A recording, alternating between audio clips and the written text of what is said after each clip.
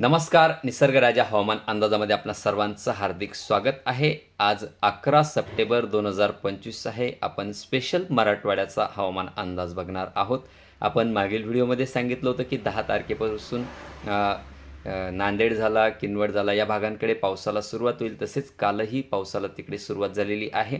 आजही त्या भागांना हलका मध्यम जोरदार स्वरूपाचा पाऊस असणार आहे. पण अजूनही जे बंगालच्या उपसागरात बनलेलं सिस्टम आहे ते बंगालच्या उपसागरातच आहे. त्याची एंट्री ही 12 तारखेला होणार आहे. आंध्र प्रदेश मार्गे आंध्र प्रदेशच्या किनारपट्टीला 12 तारखेला एंट्री मारेल. त्यानंतर तेलंगणा आणि कर्नाटक 12 तारखेलाच कव्हर करणार आहे.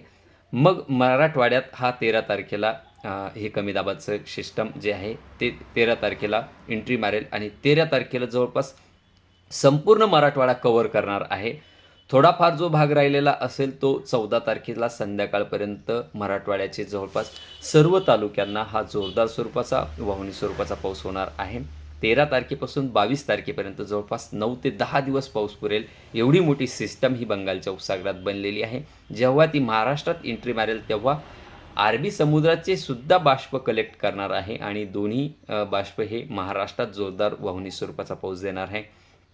त्यामध्ये मुसळधार स्वरूपाचा वाहुणी स्वरूपाचा पाऊस हा मराठवाड्यात आहे. नांदेडला सुद्धा, लातूरला, धाराशिव, हिंगोली, परभणी, बीड, जालना, छत्रपती संभाजीनगर, अहिल्यानगर या सर्व भागांना जोरदार स्वरूपाचा, काही ठिकाणी मुसळधार वाहुणी स्वरूपाचा पाऊस होणार आहे.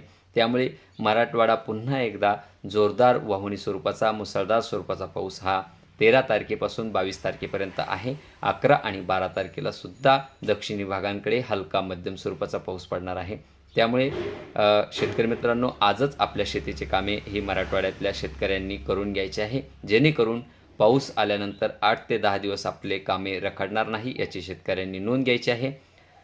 बघा शेतकरी मित्रांनो, ज्यांनी आपल्या चॅनलला सबस्क्राईब केलं नसेल त्यांनी चॅनलला सबस्क्राईब करा, जेणेकरून तुम्हाला वेळोवेळी हवामानाविषयी अंदाज मिळेल. धन्यवाद.